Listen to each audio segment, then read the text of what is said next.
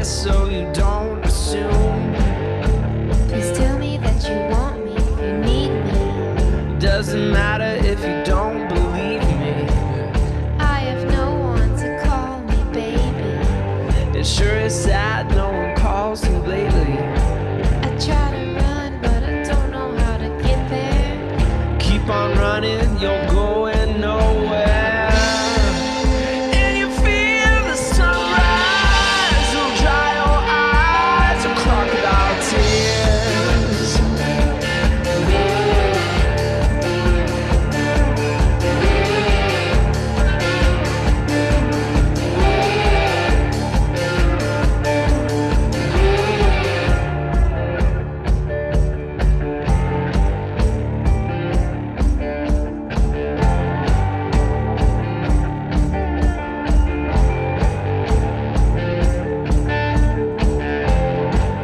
I just need a man who will stay.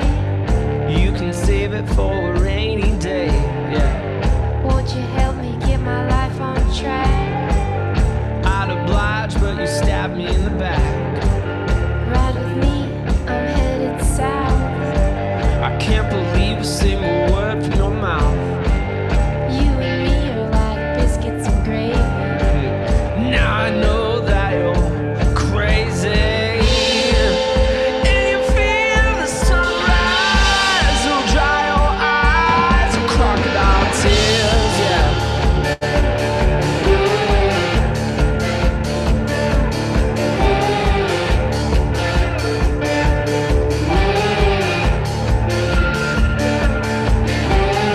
I can't believe a word you say. You can save it for a rainy day. Heard you say no once but twice. You know I wanna take your own advice.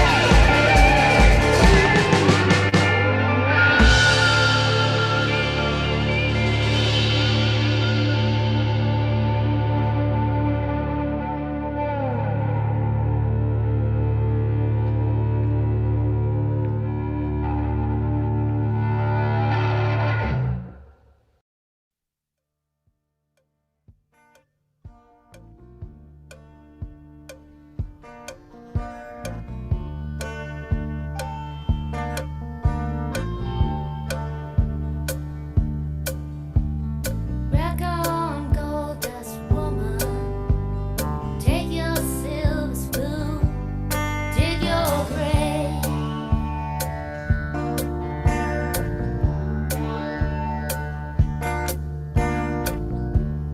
Heartless challenge, pick your path and I'll pray.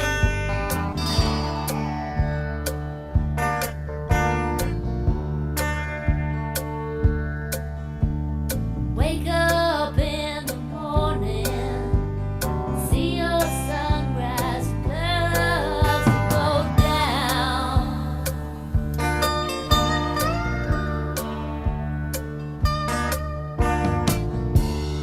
Thousand lovers pick their prey, but they never cry out loud. Cry out. Or did she make you cry, make you break down, shatter your illusions of love? And is it over now? Do you know how? Pick up the pieces and go home.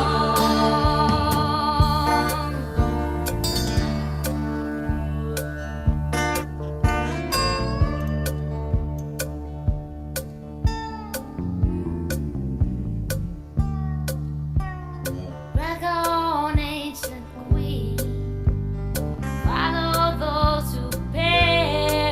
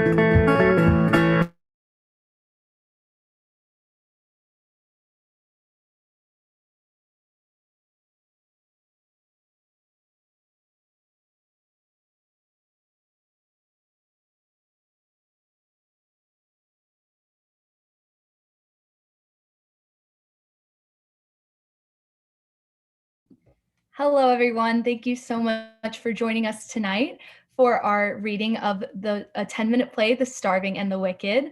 My name is Dorey Casey, and I am the producer of this Zoom reading, but more importantly, I am the playwright's daughter. My dad wrote this play towards the end of 2020, and it was supposed to go up at a in-person 10-minute play festival, and unfortunately, due to the COVID-19 pandemic, it was unable to happen. Goodness, I can't speak English today, but it was unable to happen. So I figured the best way to see this play in this time would be through a Zoom reading. So thank you from the bottom of my heart for being here today. And since this is a free Zoom reading tonight, we are asking for donations for the wonderful organization called Feeding America. Their mission is to make sure that no family goes without food, that every family is food secure, and they work with food banks all over the country. They do amazing work. In a minute, I will be dropping the link in the chat, the YouTube live chat for donations through our specialized link. If you have the means, we understand it's very hard times right now, but if you have the means to give $1, $2, $3, makes all the difference. We would absolutely appreciate that, because the story you're about to see about a family struggling with food security during the Great Depression, unfortunately, has a lot of parallels with a lot of families during the COVID-19 pandemic. So truly, we thank you for being here. I will put that link in the chat. And without further ado, please enjoy this Zoom reading of The Starving and the Wicked by my dad, Sean Casey. Thank you.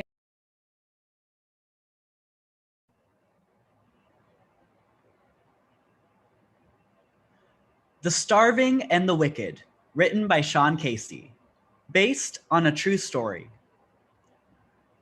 Act 1, Scene 1. 1930s bureaucratic office of the Poor Master in the Depression era, Hoboken, New Jersey. The outer office has a secretary's desk and a line of chairs for waiting room clients. A photo of Pope Pius XI is on the wall. The inner office has an executive's desk with a phone and a letter spindle on it. A desk sign says Poor Master.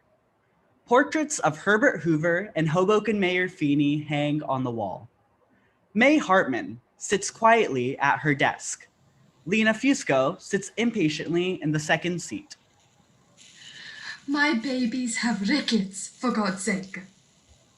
Now, Lena, there's no need to take the Lord's name in vain. Patience in tribulation, that's what the Lord says. Patience? My children are starving, Miss Hartman. My babies got no clothes. There's food to be had, and my babies can't get none of it. In the inner office, Harry Bark gesticulates and admonishes a second invisible client.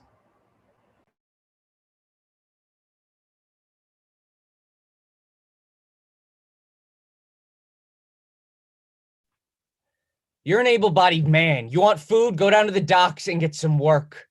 You only have yourself to blame. Drunk and laziness. Lazy and drunk. Next!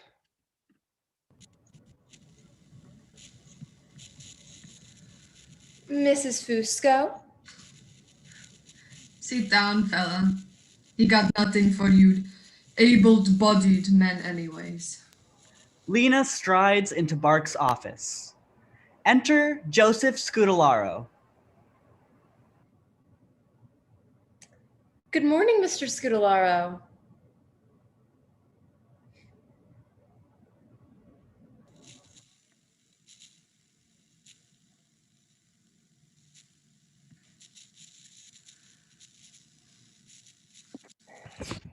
Mr. Bark, I've been in here every day. My children are starving. My boy is a skeleton. You got no right. Yeah, stop right there. I got no right. You and your type are nothing but agitators. We saw you people marching around with them signs. You think the mayor is gonna put up with radicals? You'll learn to mind your place in this town or you'll starve. Don't think we don't see what's going on. You cannot starve us, the children. Feed us, and we don't march. We got nothing but our voices. If you want to walk up and down the streets, there are ways of making money doing that too. Lena turns and strides quickly out of the office. Carmody, lock her up! You cannot keep the people down. You will see. You will see. Take that agitator downtown. Take her out. I won't be giving her any more bread tickets. Kids or no kids. Mr. Bark?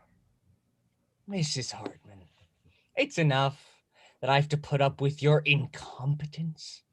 Just because you married into the mayor's family, you don't get to be stupid. Now, don't let these radical slobs into my office. Next!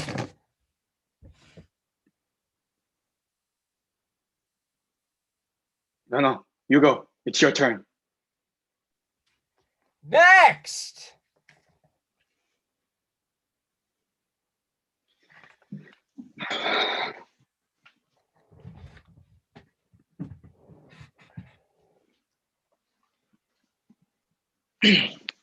Send in an application for a check. Next!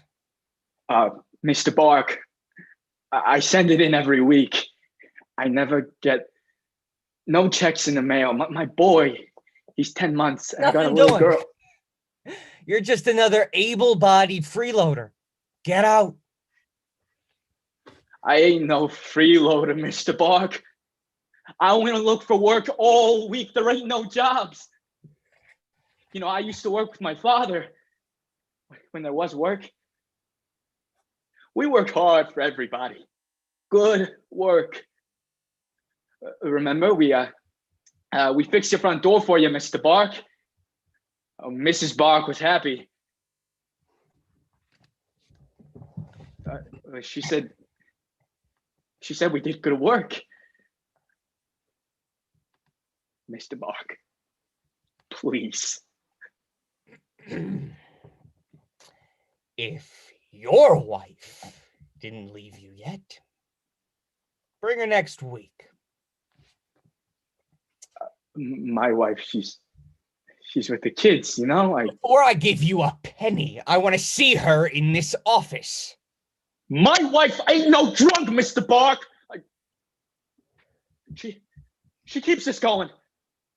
No, sir. Me and my wife, we are good people. Get out before I throw you out too.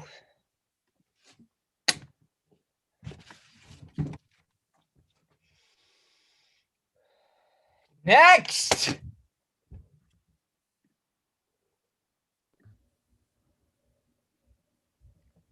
Mr. Scudolaro, I'll light a candle for you. Say hello to Anna for me.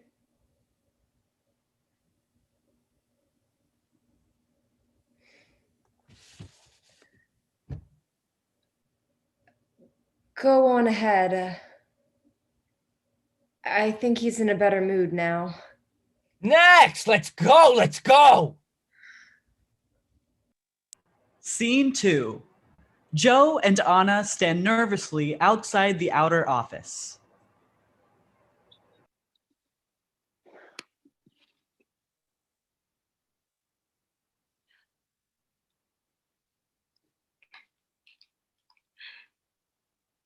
Here, before we go in. You won't be so jumpy.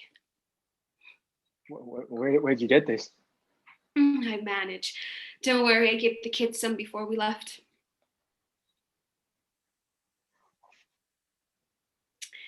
Now look. I can handle Mr. Bark.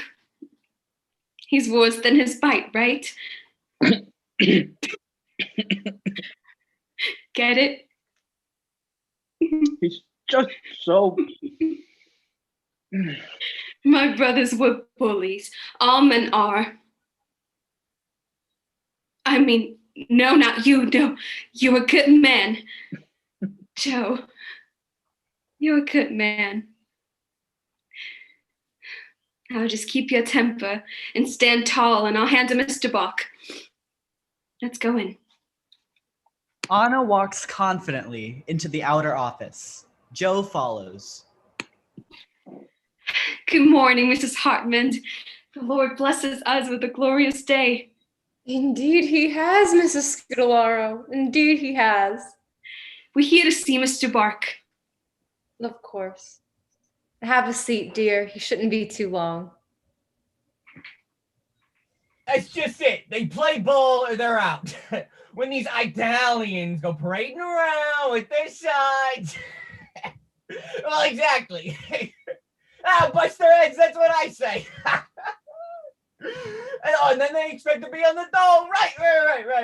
Okay. Thank you, Mr. Mayor. Okay. See you tonight at the club. It's corned beef night. Okay.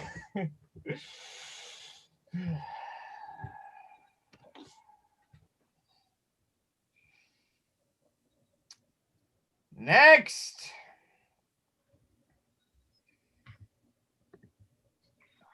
Nothing doing. Get out.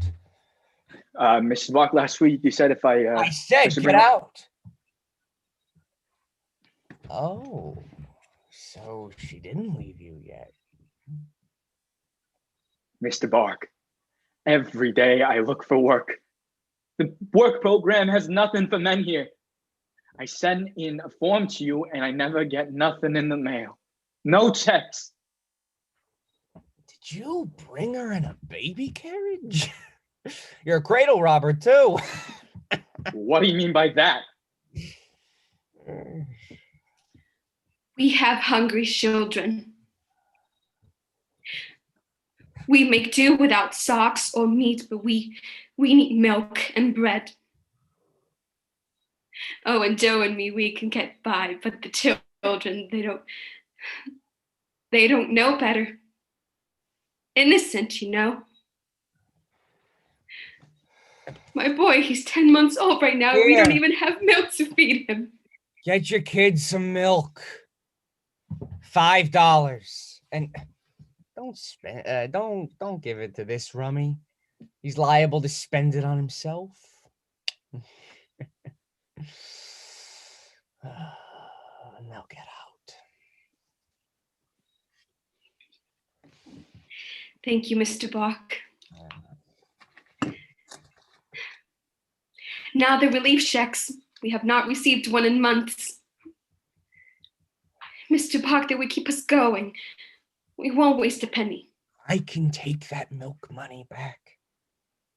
Now, you better get going while you still got something. Anna turns to leave. Bark cranes his neck to see Anna's backside. Get out!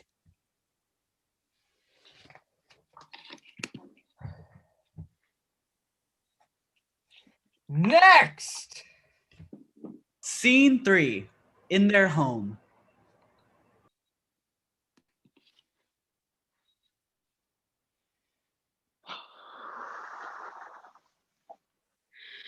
I guess I'll just walk up to Jersey City tomorrow and see if they got any work there.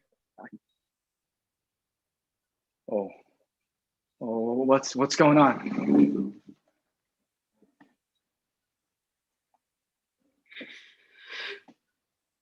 Poor Lena. Oh my God. Gone. The child is gone. What?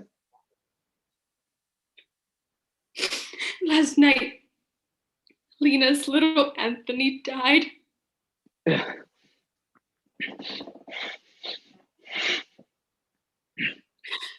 What kind of place is this? What kind of mother am I? And who's gonna be next? Our baby? Mother Mary. My God.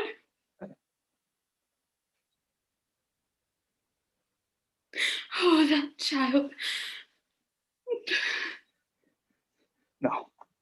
No, no, not my children. No, not my children.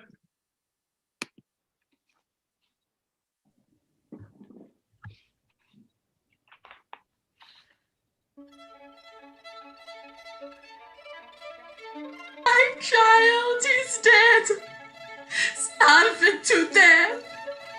My children are hungry. I got no work for you. May he be in St. Philomena's arms. There's nothing doing. Next! What kind of mother am I? Try next month. What kind of mother am I? Radical agitators. I got no work for you. No good drunk. God, forgive me. God forgive me.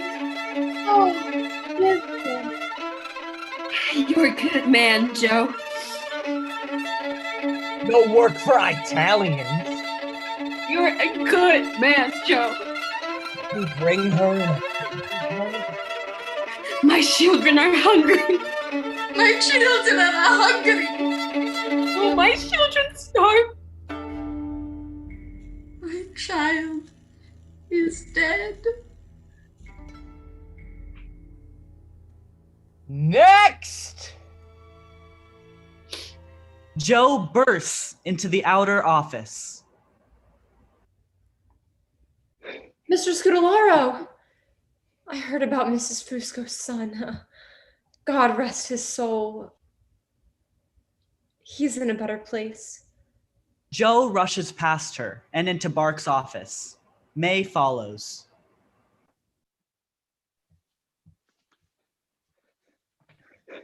You are a murderer!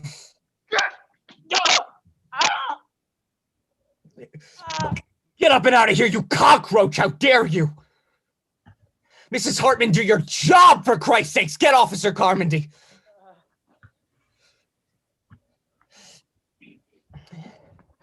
Where is that young wife of yours? You know, I was thinking she could make good money on her knees down by the docks. Don't you think? Joe lunges across the desk, grabs Bark by the shirt, and they both tumble onto the desk. The weight of the two men make Bark fall directly onto the spindle, which lodges in his chest near his heart.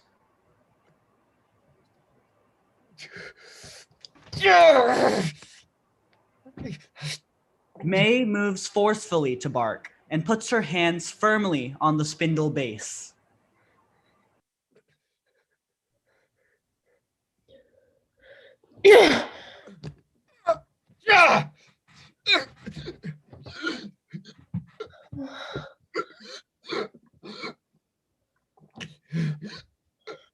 Officer Carmody! The poor master has been killed! Officer Carmody!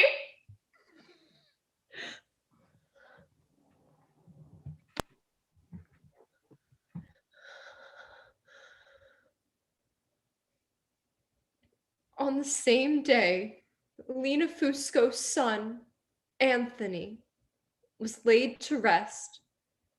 The poor master of Hoboken, New Jersey, was killed. That evening, Joseph Scudolaro was arrested for the murder of Harold Bark. Also that evening, Mrs. Scudolaro received 4 checks from the poor master's office. Apparently, the mailing of the checks had been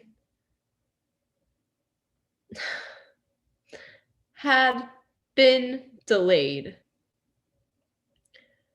The coroner's report said the spike entered between Mr. Bark's ribs and lanced the sac around his heart. The spike was then agitated, presumably by Mr. Bark's fall to the floor, ripping a jagged hole in the aorta. Blood rushed in and in seconds choked the heart until it ceased to beat.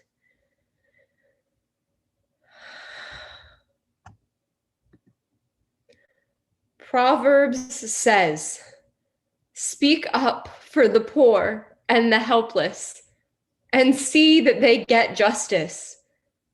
For the evil have no future. The lamp of the wicked will be put out."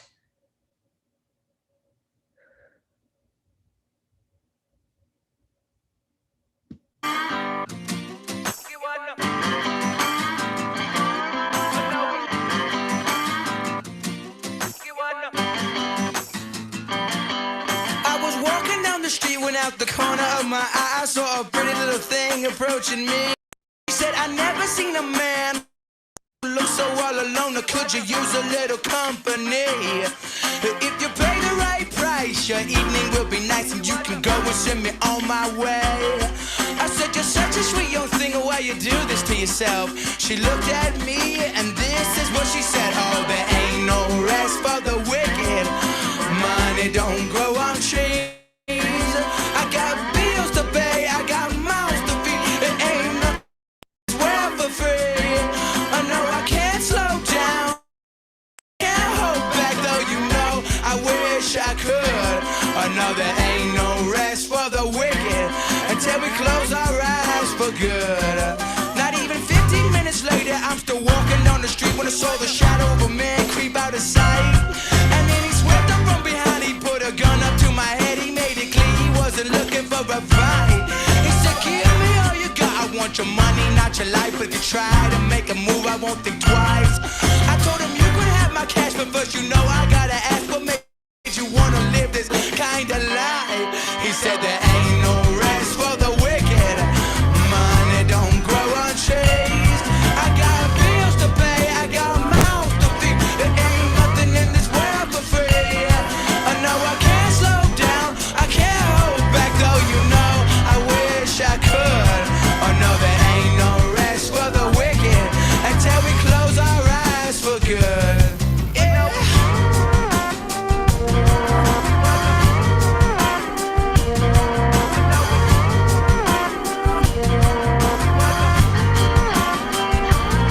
Well, now a couple hours passed and I was sitting in my house. The day was winding down and coming to an end. And so I turned to the and flipped it.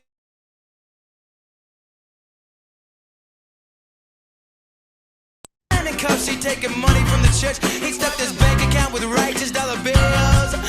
But even still, I can't say much because I know we're all the same. Oh yes, we all seek out to satisfy those thrills. You know there ain't no rest for the